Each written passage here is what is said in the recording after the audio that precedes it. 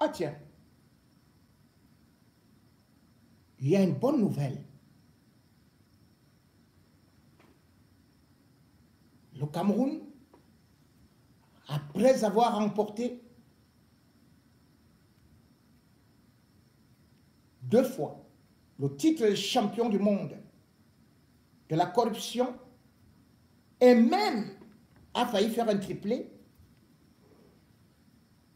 le Cameroun, cette fois-ci, est en train d'exceller dans un autre domaine, dans une matière hors norme.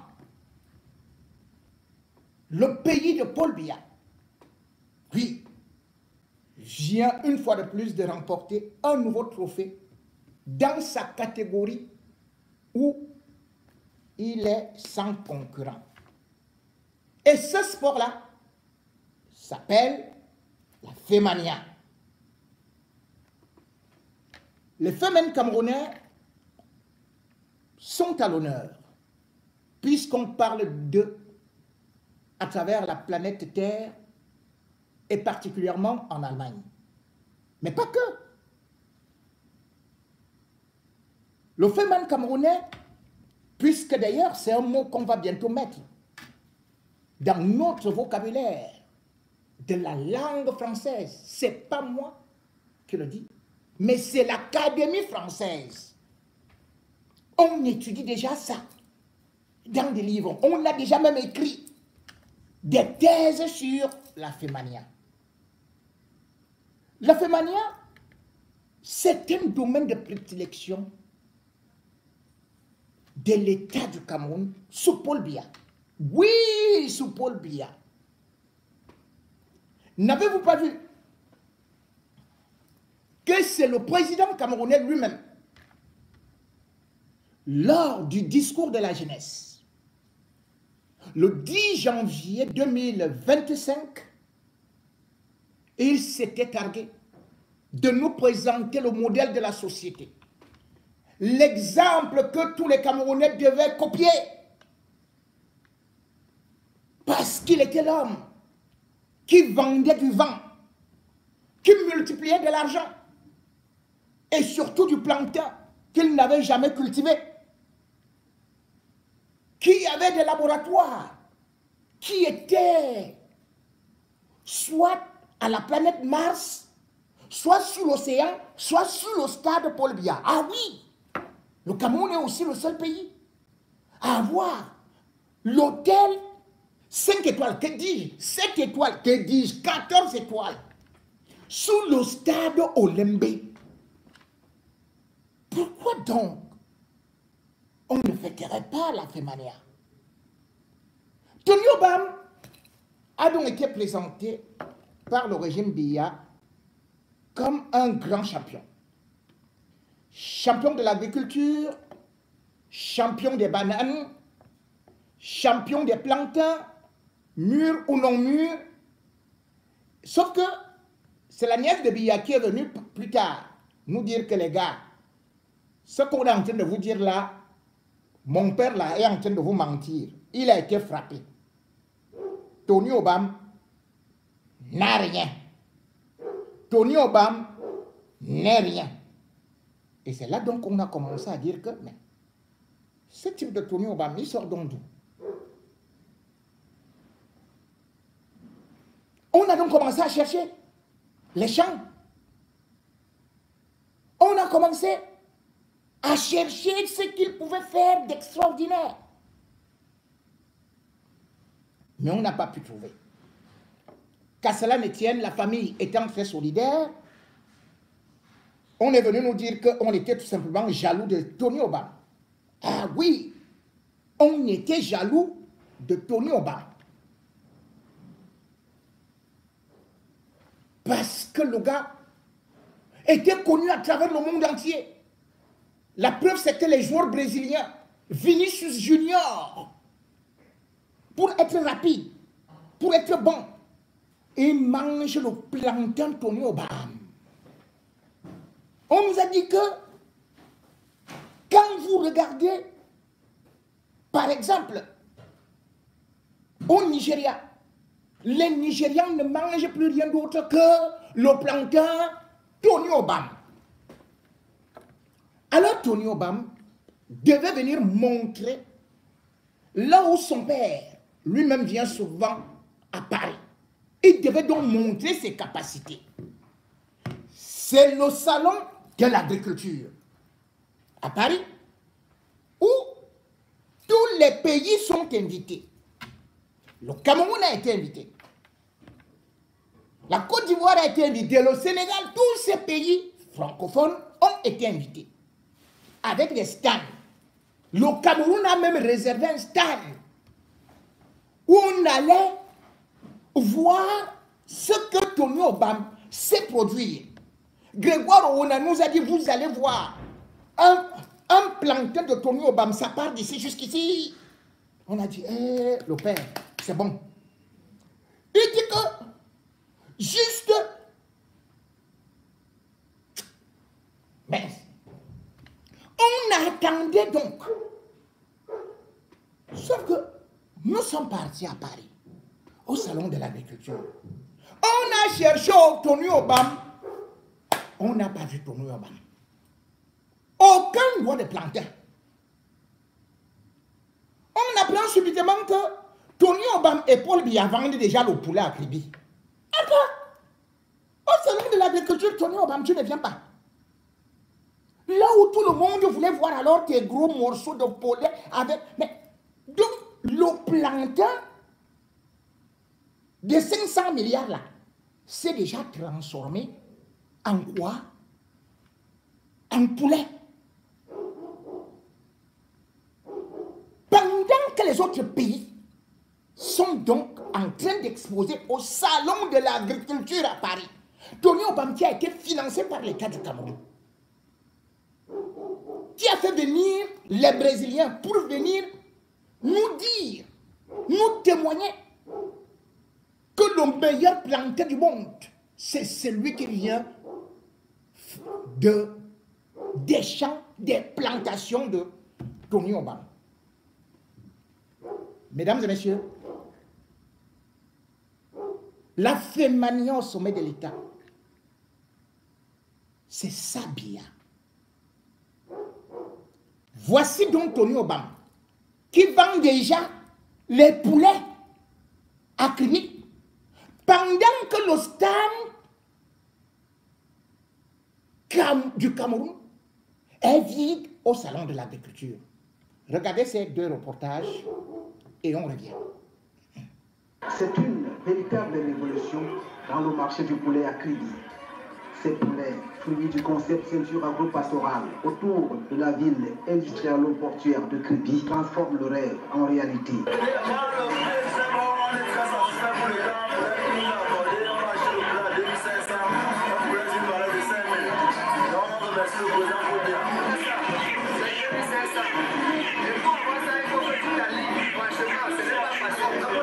2500 francs CFA le poulet au lieu de 4000 francs CFA, voire plus, habituellement vendu dans les marchés du Sud.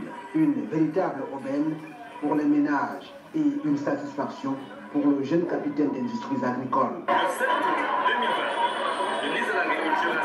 Voilà Tony Obam.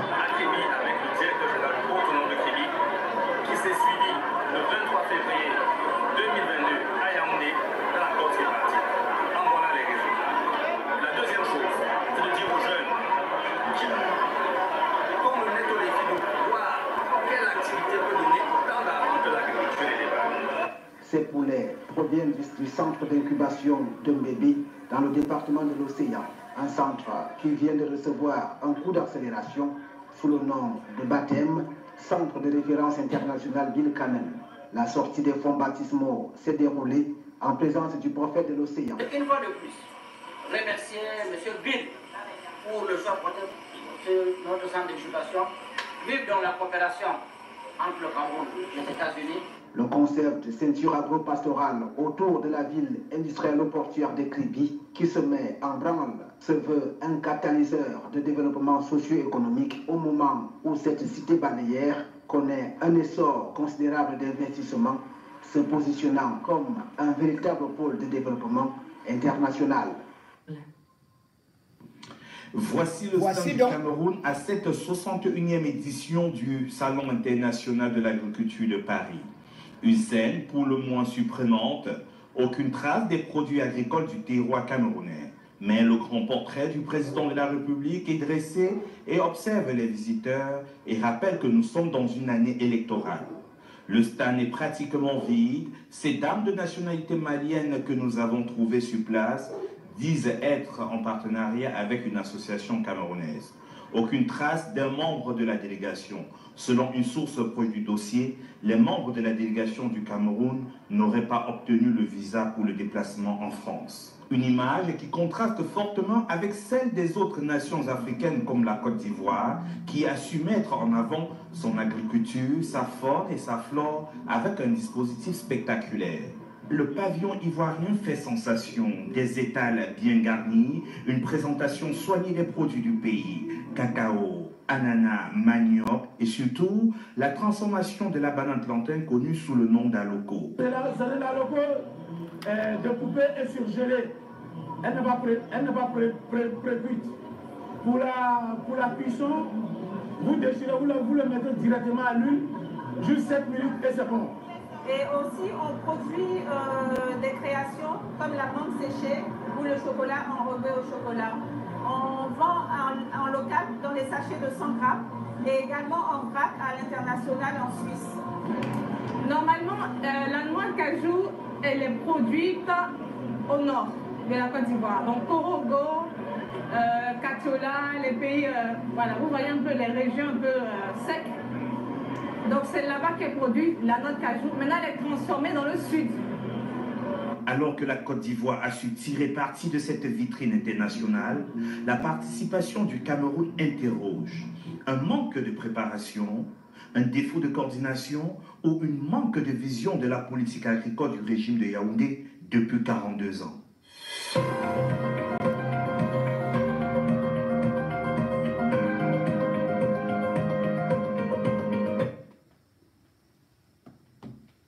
Voilà donc la honte.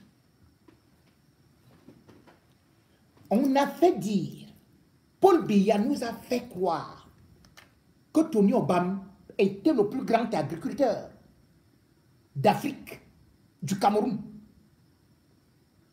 Vous vous rendez compte que c'est fait mal? On dit maintenant qu'il n'a même pas pu obtenir le visa parce que dans tous les pays, on sait que c'est un bandit. Voilà l'image du Cameroun. On n'a que des bandits qui sont promus par l'État. Les Mbonda Yolo et comme ça. Comment vous pouvez entendre que le salon de l'agriculture, tous les membres de la délégation camerounaise n'ont pas eu le visa? Tous les membres et tous les autres pays ont eu le visa. Et ce n'est pas la première fois. Cependant, un budget est voté chaque année pour venir participer au salon de l'agriculture. Personne n'est jamais là. Ce n'est pas aujourd'hui. Ça a toujours été comme ça. Ils se partagent de l'argent. Ils ne viennent pas. Même quand on leur offre un stand gratuitement, ils ne se présentent pas.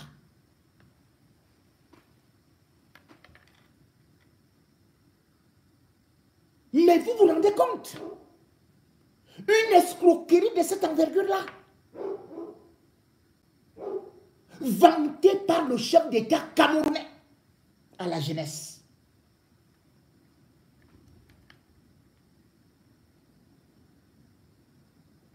Où allons-nous? Pendant ce temps, comme on vous dit, les autres pays comme la Côte d'Ivoire avancent. Mais nous, Camerounais, nous sommes les premiers à critiquer la Côte d'Ivoire. Il a fallu qu'on aille à la CAN pour qu'on voit sur place que la Côte d'Ivoire avait des infrastructures plus que le Cameroun. Qu'il n'y avait pas de coupures d'électricité comme chez nous, qu'il n'y avait pas des trous, une ville sale avec des ceci et cela. Il a fallu aller là-bas. Nous, Camerounais,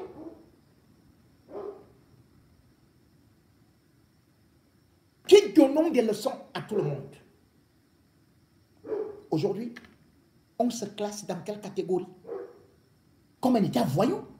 C'est pour ça qu'on ne donne pas les visas.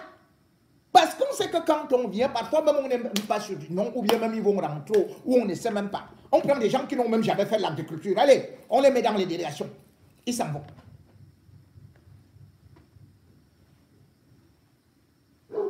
Et c'est la même chose qui se passe même au niveau de la démocratie. On félicite, on se félicite, on se gargarise.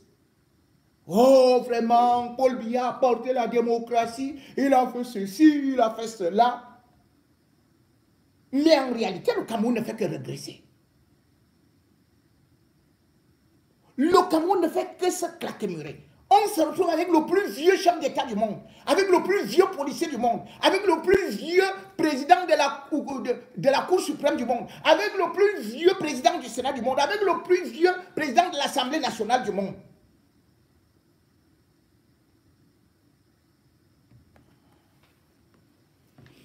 Et le pire, c'est que dans tout ça, on crée des structures qu'on veut dire indépendantes, mais on y nomme des femmes. Des femmes, voilà, comme elle est.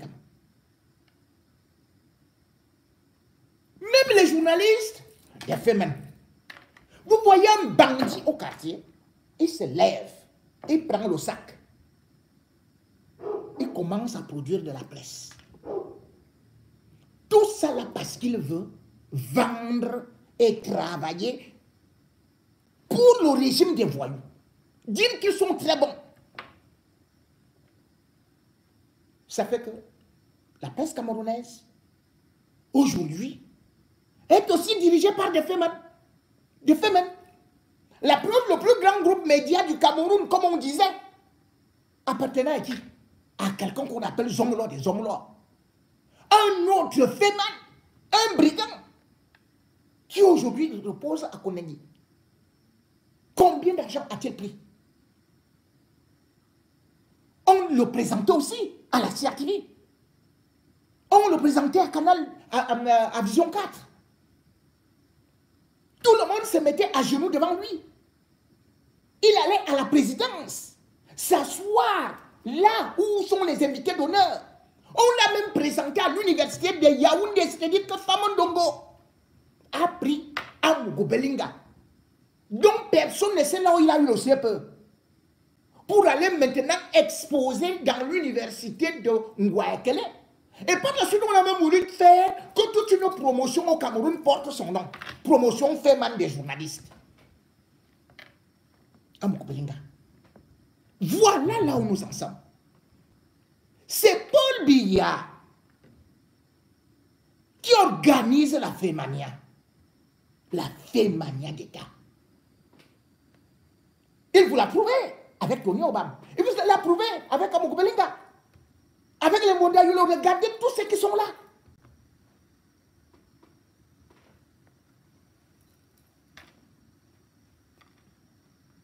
Pendant ce temps, d'autres pays avancent. Mais nous, on dit, nous avons l'homme le plus sage. C'est les autres qui sont mauvais. C'est l'homme qui apporte la paix et la prospérité. C'est ce qu'une presse corrompue, une presse de féminin, vous fait croire.